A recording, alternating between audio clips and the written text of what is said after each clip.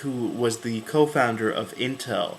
In 1965, Gordon Moore published an article entitled in Electronics magazine entitled Moore's Law, and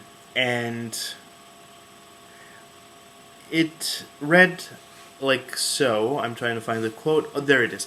The complexity for minimum component costs has increased at a rate of roughly a factor of 2 per year. Certainly over the short term, this rate can be expected to continue, if not to increase. Over the longer term, the rate of increase is a bit more uncertain, although there is no reason to believe it will not remain nearly constant for at least 10 years. That means by 1975, he's writing this in 1965, and 10 years from now, in other words, the number of components per integrated circuit for minimum cost will be 65,000.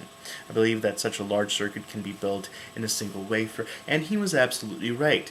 This trend has not ceased, meaning that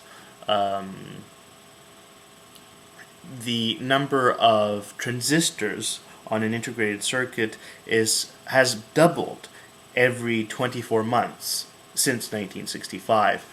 And according to my research, this trend should continue for another couple of years. I think one of the predictions by engineers was should continue for the next 10 years. So the idea that we're creating faster, better, quicker technology in smaller wafers in smaller spaces has a direct correlation with the fact that we need probably to upgrade our computers so that this technology can obviously continue, and there needs to be some sort of need to manufacture newer technology and faster technology. And so to justify this resurgence or this need to constantly change our technology so that we can let newer technology evolve is somehow linked or intrinsically linked with the need to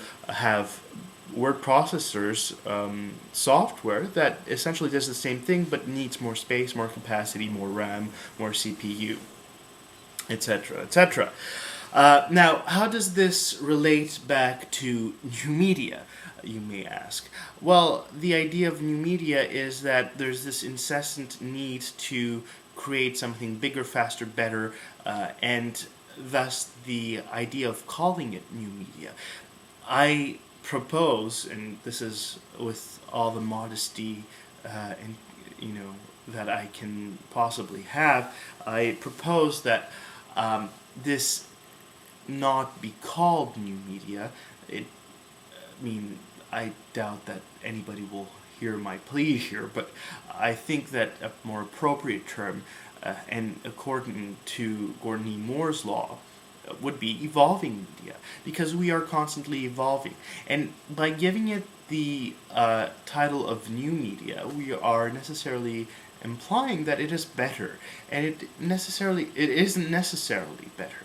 And I think the best example of this, and one that I delineate in my research, is that when we take the example of the phonograph, or the evolution of music, of recorded music. We started off with the phonograph. There's obviously earlier recordings than that, and I was reading in the New York Times recently that there was a new recording that was found in French, which was believed to be the first recording ever of a human voice, and that recording was of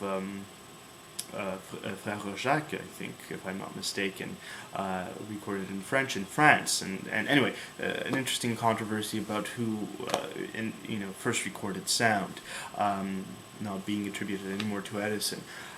Long story short, the evolution of sound and recorded sound has been quite interesting, because we've tried constantly to go from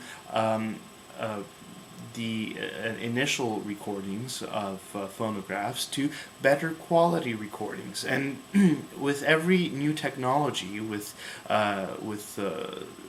vinyl discs being changed or transformed into CDs, and this new technology of the CD in the late 80s, early 90s becoming so popular and so vast, was the ideal of having recorded sound that was pristine, that would be incredibly great to listen to.